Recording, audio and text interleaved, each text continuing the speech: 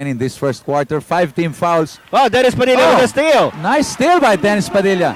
That was Ultra an White with 5 team fouls and Happy Blue with 4 team fouls. Champions, Ed. That is right. The Happy Blue and Tide Ultra White are not only gunning for the basketball crown, but also the overall championship.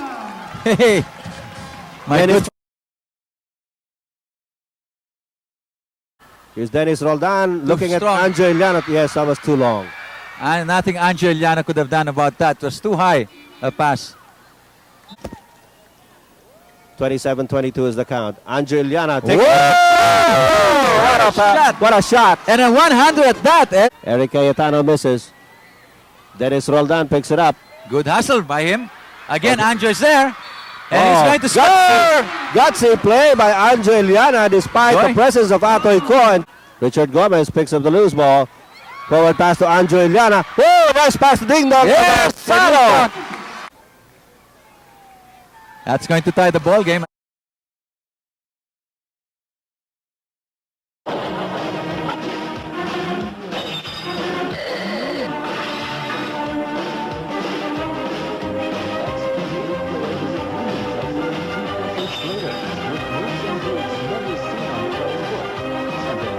Calmly took care of business with a shot that made all the difference. That's it.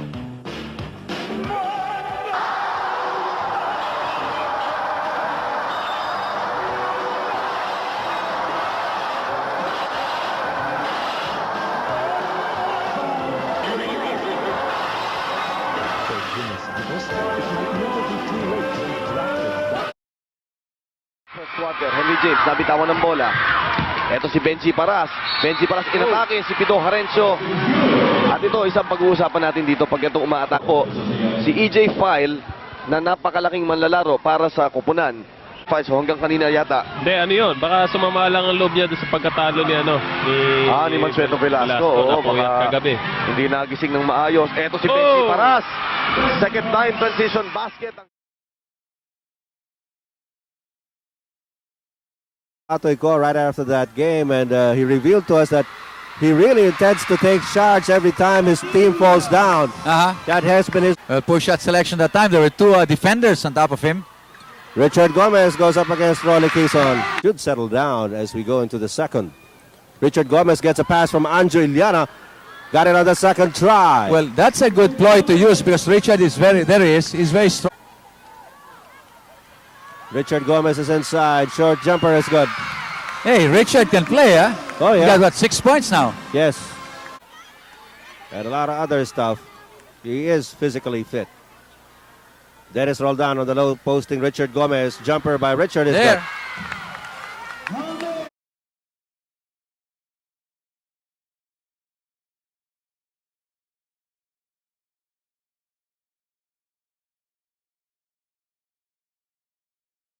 Defense by Ultra White. Well, they're Digo and Nino are at it. they're having fun this opening minutes. Well, they have 5 seconds on the shot clock. Tide Ultra White. Nino Mulak is inside. Ready is a bold, strong player. Nino Mulak off the screen by Richard Gomez. Ultra White team. Nice cross-court pass. Yes. Whoa. Rolly Quezon, the handoff. Jingoy Estrada out of the paint. Nino Mulak bodying up against him. But he was in street clothes. Right. Now he's follow-up. Richard Gomez has it for the white team. Gomez streaking into the front court. Bounce pass to Nino Mulak up against Jingoy Estrada. And he's fouled. He's fouled by Jingo Estrada. Hey, Nino can move too, huh? Yeah. And Nino Mulak walks over to Jingoy Estrada to remonstrate.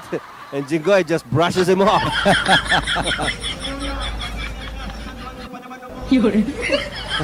Crowd is enjoying it.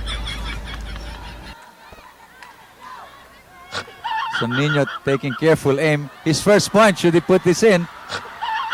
Oh, the 5-second violation might be called on him. And he makes the first. Atoy Cohen pulls up. Nothing there. Nino Mulak gets to it. Rolo And pass Dave Brodette. by Dave Brodette. The bounce pass to Nino Mulak. Whoops, he might travel. Yes, he lifted his left foot. And he blames Jinggoy Estrada.